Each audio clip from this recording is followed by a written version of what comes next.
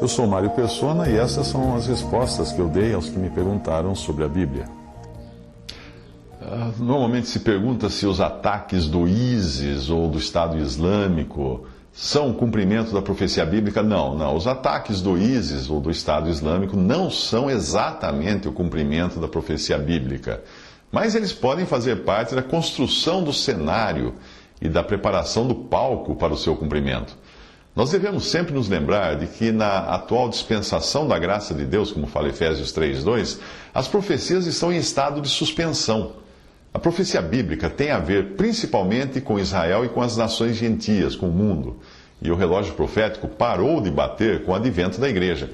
Ele voltará a bater quando a igreja for tirada da terra no arrebatamento, e aí sim nós veremos esse cenário ser utilizado, esse palco que está sendo armado agora ser utilizado, começar então a peça. Paulo fala dessa suspensão do tratamento de Deus com Israel em Romanos 11, 25 a 26. Ele diz: porque não quero, irmãos, que ignoreis este mistério, para que não sejais presumidos em vós mesmos, que veio endurecimento em parte a Israel, até que haja entrado a plenitude dos gentios. E assim todo Israel será salvo, como está escrito: virá de Sião o libertador, e ele apartará de Jacó as impiedades. Considerando, então, que a igreja era um mistério oculto até dos profetas do Antigo Testamento, ela não aparece nas escrituras do Antigo Testamento. E nós podemos situar a igreja como se fosse um parêntese na profecia de Daniel 9, mais ou menos entre os versículos 26 e 27. Daniel 9, 26 diz assim: depois das 62 semanas, ele está falando de semanas de anos aí, né? Será morto ungido e já não estará. E o povo de um príncipe que há de vir destruirá a cidade e o santuário, e o seu fim será num dilúvio, e até o fim haverá guerra e desolações são determinadas. Isso já aconteceu, ou seja, o Messias ungido de Deus, o Cristo, foi morto e nunca mais foi visto, exceto pelos seus discípulos, como vivo e ressuscitado. Então, o povo romano, que é o povo do príncipe que há de vir, no futuro ainda, destruiu a cidade e o templo, naquele ataque que foi executado por Tito.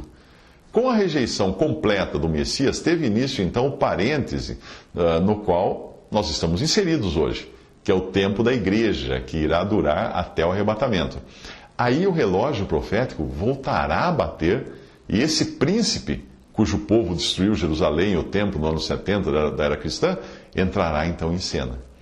Aí vem Daniel 9, 27, o versículo 27, o versículo seguinte, que diz assim: ele fará firme aliança com muitos, por uma semana, lembre-se, semanas de anos, 7 anos.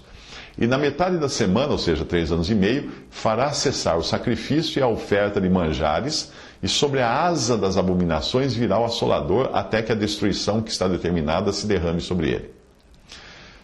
Aqui você pode até inserir tudo o que é dito do princípio das dores, da grande tribulação nos evangelhos, nas epístolas, e também a maioria dos capítulos de Apocalipse, começando no capítulo 4, que é quando termina o tempo das 7 igrejas, ou dos 7 períodos e das 7 características ou identidades do testemunho da igreja na Terra. Mas o que tudo isso tem a ver com o ISIS e com os radicais islâmicos, com os atentados terroristas? Bom, eu entendo que, como eu já disse, no sentido do palco estar sendo armado, o cenário estar sendo pintado, só isso. Mas os principais protagonistas da profecia, ainda por se cumprir, não são os islâmicos, não são os radicais islâmicos e nem mesmo os muçulmanos, não. Esses não são os principais protagonistas, esses não são os atores. Esses são apenas peões num grande tabuleiro, são massa de manobra de quem realmente está por detrás disso e quer que a nossa atenção fique grudada no cenário e não nos atores principais. O mágico desses que nós vemos nos circos e nos teatros, ele é perito em disfarces e ele sabe que deve chamar a atenção para uma mão, enquanto o truque é feito na outra mão, que passa despercebida. Assim também é com o maior de todos os mágicos, Satanás. O foco agora está nos terroristas islâmicos, porque é para essa mão que Satanás quer que nós prestemos atenção.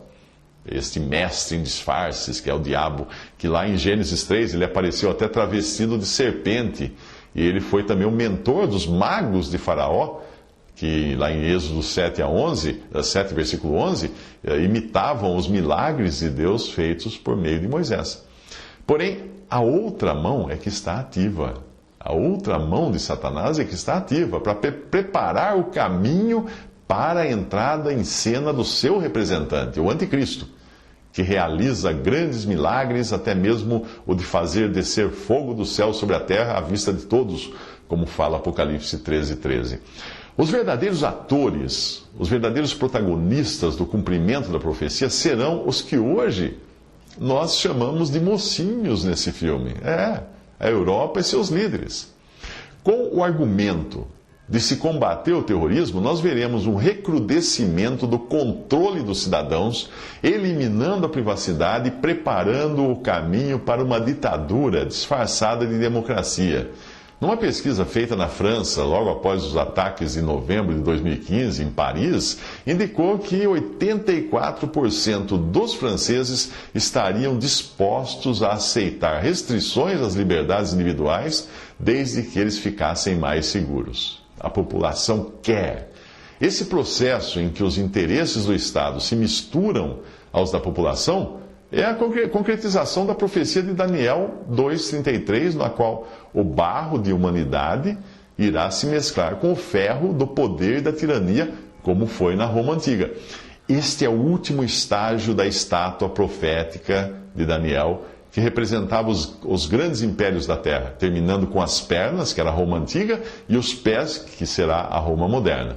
Daniel descreveu assim as pernas de ferro, os pés em parte de barro, e em parte de ferro e em parte de barro.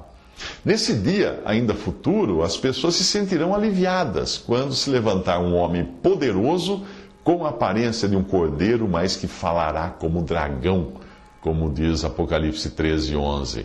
Esse homem vai trazer então paz, segurança e prosperidade. Quem conhece a história de como Hitler tirou a Alemanha do fundo do poço nos anos 1930 para transformá-la numa grande potência de guerra, e isso com o aplauso dos cidadãos alemães, quem sabe essa história vai perceber que aquilo foi só um ensaio. Como acontece com toda peça teatral, que precisa de ensaios antes da apresentação final, Satanás também experimenta para ver se as pessoas seguirão direitinho o roteiro. Com Hitler, elas seguiram. Com o anticristo, não vai ser diferente. Um homem chamado Paul-Henri Spaak, que morreu em 1972 e foi primeiro-ministro da Bélgica e um dos principais arquitetos da atual União Europeia, na época, que estava ainda se formando, era um embrião, ele declarou algo que descreve muito bem a disposição do povo europeu diante de uma crise. Ele diz o seguinte, abre aspas, não queremos outro comitê, já temos muitos. O que queremos é um homem de estatura suficiente que mantenha a aliança de todo o povo e que nos livre do pântano econômico no qual estamos afundando. Dê-nos um homem assim, e seja ele Deus ou o diabo, e nós o receberemos. Fecha aspas. Uma frase que nós poderíamos chamar de frase profética. Quem se recusa a crer em Cristo na presente dispensação da graça de Deus, ficará aqui, nesse mundo, quando acontecer a ressurreição dentre os mortos e o arrebatamento dos santos, que é a igreja.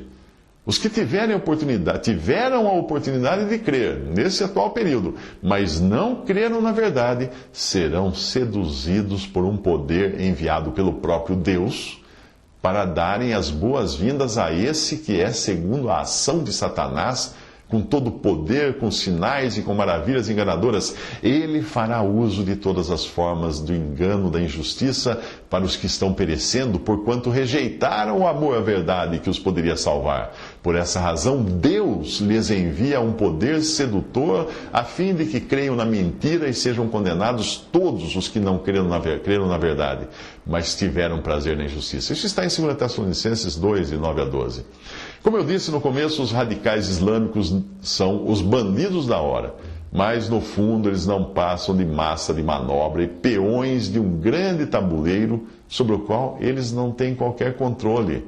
Os mocinhos da hora é que serão os bandidos após a igreja ser retirada da terra, para dar início então aos 7 anos que precedem a vinda de Cristo para reinar. Jesus previu esse período, esses 7 anos, esse tempo, nos evangelhos, quando serão salvos apenas um remanescente de judeus fiéis e também gentios que não tiveram o suficiente conhecimento do evangelho para crerem na atual dispensação. Porém, tomarão para si as dores dos judeus perseguidos e os protegerão das investidas do anticristo e dos seus asseclas. O Senhor Jesus disse, porque nesse tempo haverá grande tribulação, como desde o princípio do mundo e até agora não tem havido e nem haverá jamais. Não tivessem aqueles dias sido abreviados, ninguém seria salvo, mas por causa dos escolhidos, ele está falando aqui do remanescente judeu, que será salvo naquela época, por causa dos escolhidos, tais dias serão abreviados. Então, se alguém vos disser, eis aqui o Cristo, ou ei-lo ali, não acrediteis, porque surgirão falsos cristos e falsos profetas, operando grandes sinais e prodígios para enganar, se possível, os próprios eleitos. Vede que vô-lo tenho predito. Portanto, se vos disserem, eis que ele está no deserto, não saiais. Ou ei-lo no interior da casa, não acrediteis. Porque assim como o relâmpago sai do oriente e se mostra até o ocidente, assim há de ser a vinda do Filho do Homem. Onde estiver o cadáver, aí se ajuntarão os abutres. Logo em seguida a tribulação daqueles dias, o sol escurecerá, a lua não dará sua claridade, e as estrelas cairão do firmamento, e os poderes dos céus serão abalados. Então aparecerá no céu o sinal do Filho do Homem. Todos os povos da terra se lamentarão e verão o Filho do Homem vindo sobre as nuvens do céu com poder e muita glória. E ele enviará os seus anjos com grande clangor de trombeta, os quais reunirão os seus escolhidos dos 4 ventos, de uma a outra extremidade dos céus. Aprendei, pois, a parábola da figueira. A figueira é um símbolo de Israel. Quando já os seus ramos se renovam e as folhas brotam, sabeis que está próximo o verão.